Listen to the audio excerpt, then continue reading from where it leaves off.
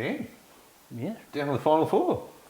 Would you say that that's foursome? It's going to be one of them episodes.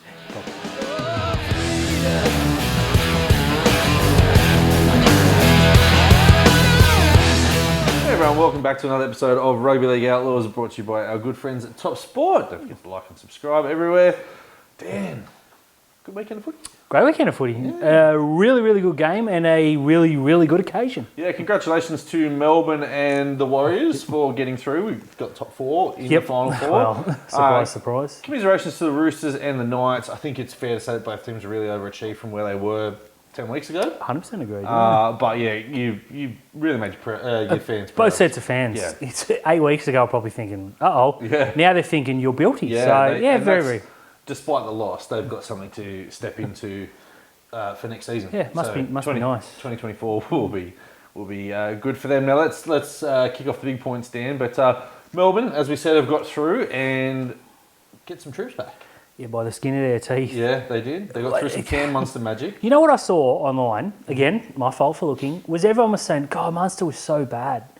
He just got lucky at the end. Okay, this is about the 177th time Cam Munster's got lucky with the match-winning play at the end. Just admit he's pretty good play. Yeah, he was below par on the night, but he set up the match-winning try. What more can you do? I am fearsome of what this Melbourne team can do if they ever get fully fit. Yeah, I mean, you only need to have a look the week before. Sam Walker was dreadful against Cronulla and kicked field goal. Yeah, no one's going to talk about the 79 minutes and 50 seconds that he was terrible. Just the 10 seconds took him to kick field goal. Match winner. Same as Cam Munster. Okay, yeah, his fingerprints were all over that win, good and bad. And there was, you can say there was more bad than good. But yeah. I've got to say that I'm really, really surprised that they went with Tyron Wishart and not Pezzett. Yeah, completely fair. I actually thought Wishart played really well. Yeah, I thought he did as well. Again, Craig Bellamy kind of knows what he's doing. But yeah, when I saw the name, I was like, okay, he knows something we don't. Yep. Probably knows a lot that we don't, to be fair. But, mate, ultimately they got through and they even rested Jerome Hughes. Yeah, Harry Grant on the bench as well. I don't think you can afford to do that against Penrith. No, absolutely not. No, you can't start Bronson Garlick in it. No. I like Bronson Garlic as well. Jets legend. Yeah, absolutely fantastic, but it's Harry Grant. Yeah, it's Harry and Grant. it's Penrith. Yeah. But Jerome Hughes coming back. Someone even said that Xavier Coates might just need a luck and play. Oh, that'd be crazy. I hope he does, because I really want this to be a contest, because I can't really see them matching Penrith. Yeah. But what an occasion. But Melbourne, after jumping on the let's give it to the Sharks bandwagon, couldn't even sell out the home ground for a major semi-final. Now, speaking of home grounds that sold out for a major semi-final, the Warriors, man. Whoa! The final 15 minutes of that game, the commentators even said it, it sounded like an EPL game. It was a party. Yeah, man. That was so good. It was incredible. And you look and you think, I'm a little bit bitter, but you're like, God, I love this. First home final for the Warriors since 2008. Yeah, that makes sense. They haven't been overly great. Yeah. And if anyone deserves it. Because you got to think, they made the grand final in 2011 from 7th. So that's right, yeah. They were on the road the entire time. Wow. Now, I've seen people turn around and say this is the first time that we've had a Sydney, Brisbane, Melbourne, New Zealand Final Four. Yeah. No, it's not. No. 2011. Okay, well, it's been a long time. It has been a long time. And I know people say it doesn't really count because it was Manly. It counts. Because Manly won the comp. Yeah, look, they do. Yeah, but look, man, getting back to that atmosphere. What a moment. I can completely understand how that shook the Knights because... Like, I was going for the Knights in that game, and I was like, I would hate to be out there. Yeah, 100%. To their credit, the game could have been over at 15 minutes, and I had them ready going, how does it feel like to lead 20-0 at home and lose? But they fought back, and they got momentum back on the back of arguably the best home crowd. Now, I'm willing to say, Terry, that if that's in Newcastle do that to the Warriors. Mm-hmm. You've got the two teams, the Bandwagon Cup, everyone's calling it, with probably the loudest fan bases. That's why I wanted a return game, which is ridiculous, I know, but selfishly it would have been fantastic. That Sean Johnson leaving, you just heard people cheering, right? And I said to the kids, I said, there's a wave going round. There was a wave. As Sean Johnson went, they're all up, and it was magnificent. Yeah, look, he was just a class above. It's funny what happens when you put your world-class number 7 back in the side, right? Jeez, man, he was so good. Now the Knights, as we said, congratulations.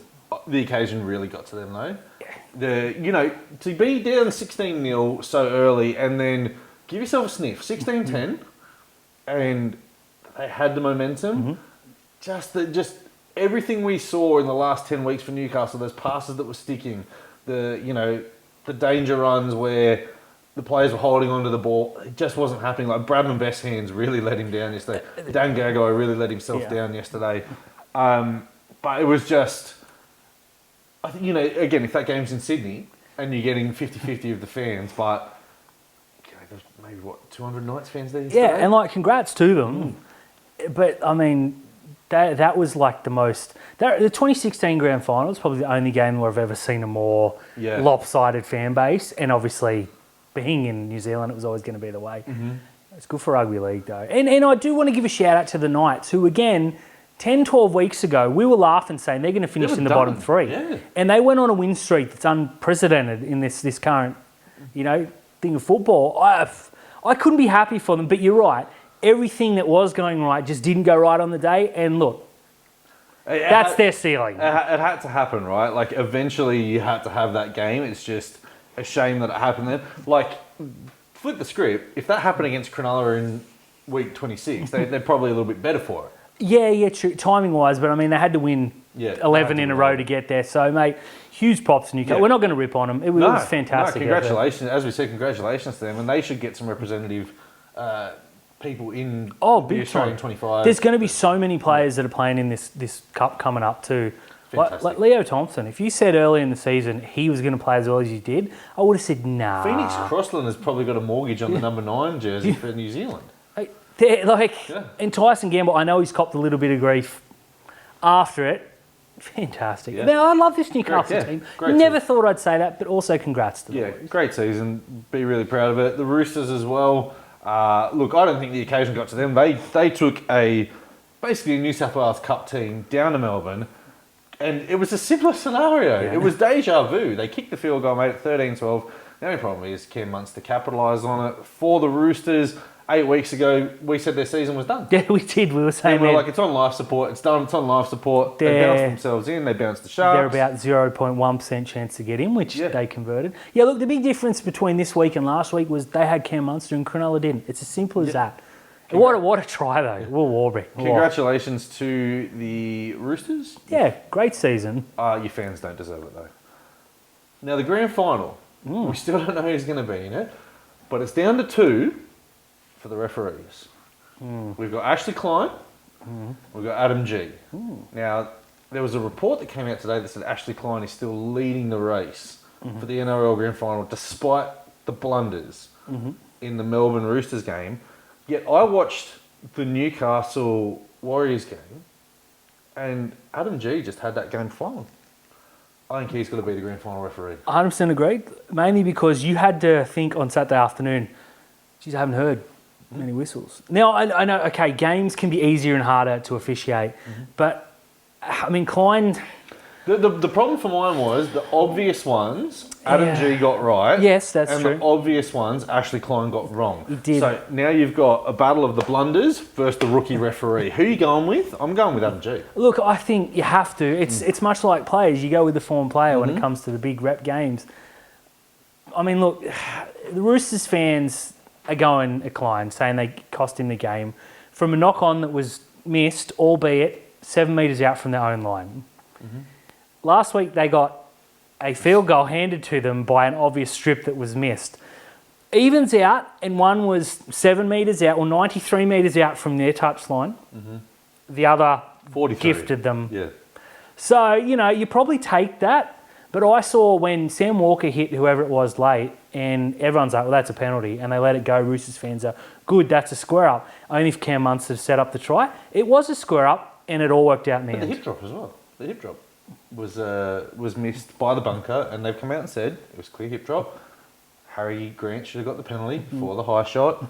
Cam Munster just took it into his own hands. It happens. Yeah. I'm not willing to say he cost them the game, but it was... The problem for mine was all the big and wrong calls on the weekend happened by one referee, and all the correct decisions on the the Knights and the Warriors both won a challenge against Adam G on the basis of his touch judge gave him the wrong information. That's fair. So for mine, it's Adam G. I think He's had a great season as well, by the way. Didn't he get dropped though? No. Well, yeah, he's had a great season Had a then. fantastic season. Fantastic. I'm all for it. I hate to. I'm loath to praise the referee because they're going to go out of their way to prove me wrong. Yep. But I'm willing You to watch say him it. have a stinker Yeah, now. yeah. No, I agree. I think he has to have the grand final as long as you keep Klein out of the box.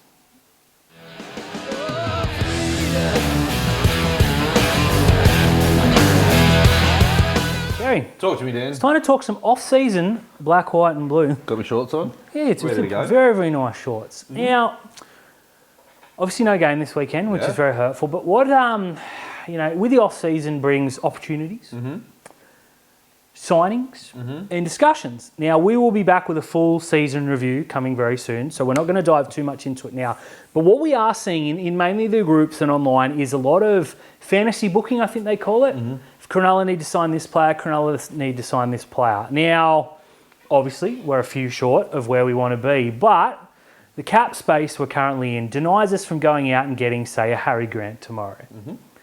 What are we looking for without, fantasy booking?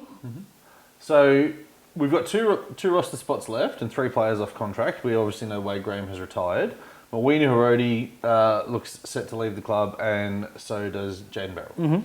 So with the 2 spots left, you've got to be saying, well, we definitely need a backup number 9. We do now, yes. Yeah, we definitely need a backup number 9, and we need some back row depth. Yes, true. Now, we got no money. The players that are off contracts, Wade Graham's money would have gone to upgrades, and Harodi and Barrell would be on as close to minimum wage as you can get. So the number 9 that we're going to go and get is not going to be a well beater, just like the back rower is going to be someone who's coming in for a chance for next season. I would have loved Charbel Taspali, by the way. Yeah, he's it's got a real shame. I'm hearing a lot of we need to rush Sam Healy. Now, this kid's a freak. Yep. A bona fide freak, but he played like 5 or 6 games in New South Wales Cup, dropped back to flag for the finals, and was a little bit overawed by the occasion. I hate to say that because I'm a huge fan. This bloke is someone who 2 to 3 years' time we can really be looking at. I want to see him play New South Wales Cup next year. I don't know whether he's flag eligible. I think he might be too old. He's also got no contract next year. Well, see, I would go to him and say, here's your development deal for next year. Deal. Play 24 games for Newtown, and we'll talk about it next year. Him and Kobe Wilson. Yeah. So there's talent there, and I'm also, with the greatest respects to the Newtown side, their back rowers were almost purely Jets contracted players all season. So unless you go get a Geordie Lino and say, oi, minimum deal, you play for Newtown, if you're called upon, we get him. That's what we're kind of looking at now. Unless, of course, you can say to Matt Moylan, time to go, Dale Finucane, just picking, I don't have any info, just picking. Connor Tracy. Yeah, so to free up some money for these sorts of things. But I know you're a big fan, and I certainly am, of Tyrrell May. He is the player that we need to go to next year and say... what? Yeah, and say, oi, we've got a starting spot, come prove your worth. We cannot pay you outrageous money, but we can probably match what the Roosters do and give you a starting spot which isn't available. That's where we need to be aiming. Yeah, I mean, the Roosters have signed Spencer Lenu and Luke Thompson. Big names, yeah. So that has pushed probably Terrell May and Nafu White further down the pecking line. Yeah, you definitely got to go for them. Those types of players there. We don't have the money to go and knock on Clemmer's door and say, you made the wrong decision, come over, unless a couple of players get tapped on the shoulder. So, look, it's going to be really interesting, and you don't have to have the 29th player until round 1. Yeah, and you don't need to have the 30th player until June 30. Yeah, there's no rush. And look, if worse comes to worse, you can always upgrade players just to get him in and avoid the fine. So, all with the greatest respect, all the names that people are linking are a little bit pie in the sky, unless, and I've seen that people say, hey, if Moylan goes, it frees up the 800K. There's no chance in the world Matt Moylan's on 800K next year. So you got to just temper the expectations just a little bit. I'm guilty of it. I would go out and I would sign May tomorrow. I'd say, hey, then work it out later. I know you can't do that, but it's what I'd be doing. There are a few Newtown players. Sam Stone Street, of course, is the big one. He's probably a year away. We've seen Jesse Colquhoun probably done a bit of disservice, to be honest. Now, we did find Tom Hazleton this year, which is a win. So the players are there. Kay Dykes is the one I've seen people saying he's going to be the messiah of the Shire. Yeah, but he's played no football for 18 months. Now, I agree this kid is our future number 6. He and Nico are going to lead us to a premiership. but it ain't going to be next year. No. So I just want to temper the expectations a little bit before in the preseason I get on that bandwagon and say we're going to win the next 10 years in a row. I would be shocked if we don't make 1 or 2 signings. Well, that's all we can make at the moment. Well, there you go. I do want to see Big Tooks given a shot at some stage next year, but I would say to him, this is your off season. Carry a football with you non-stop. If you see an old woman, you tackle her. You make every single tackle you can make because we need him coming into round 1 next year, pushing for an opportunity. Why? Because he's really big and we don't have someone of his size.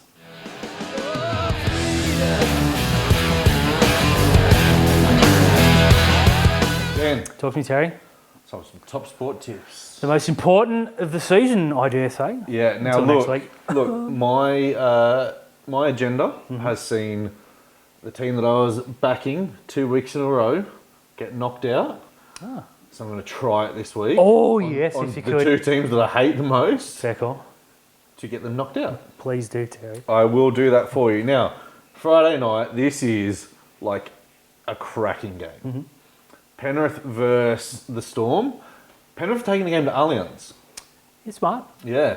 Now, a lot of people thought it was going to go to Combank because it was still in the western suburbs, but that ticket money is probably a little bit more important, 20,000 extra seats. It is plus, Don't want to lock the foods out. yeah, plus Combank versus, Allianz. Yeah. I think they made the right decision. Now, What did Alan have to say? who cares? Yeah. For this game, I am going to tip the Panthers. I like where you're at. Yeah. I think everybody who's not a Penrith fan wants them to lose. Yeah, Wants them to be humbled. it's about time. But there aren't too many that are like, geez, I hope the Storm win another comp. So I think Penrith are going to be too good. I think Melbourne have sort of clawed their way through. And I believe they're the best of the rest, with the greatest respects to the Warriors. I think they're the 3rd best team in the competition, with a fair gap. I'd give the Warriors. Fair call.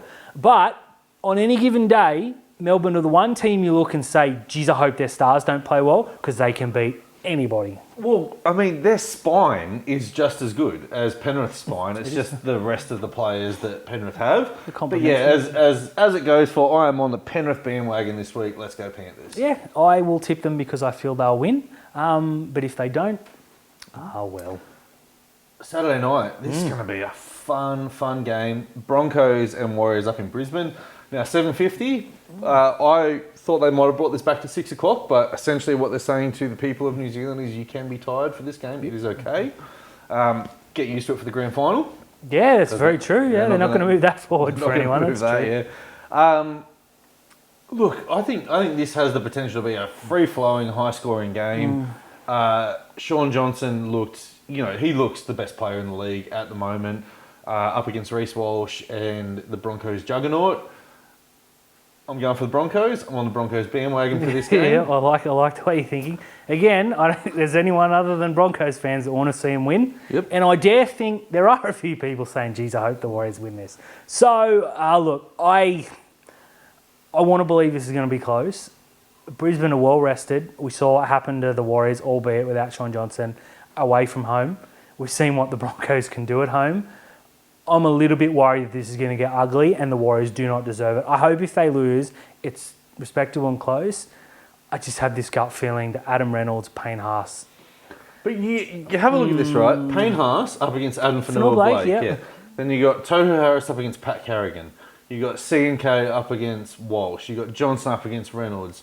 Tamari Martin and Ezra Mint. It's good. It is as close to a great matchup as you can get. The centres. That Brisbane centre pairing is, oh my word. And the Warriors have made a lot of people, myself included, look pretty foolish. But under the big lights, I just cannot see anything but a Broncos win. Yeah, go the Broncos. I'm on the Broncos bandwagon. Let's hope.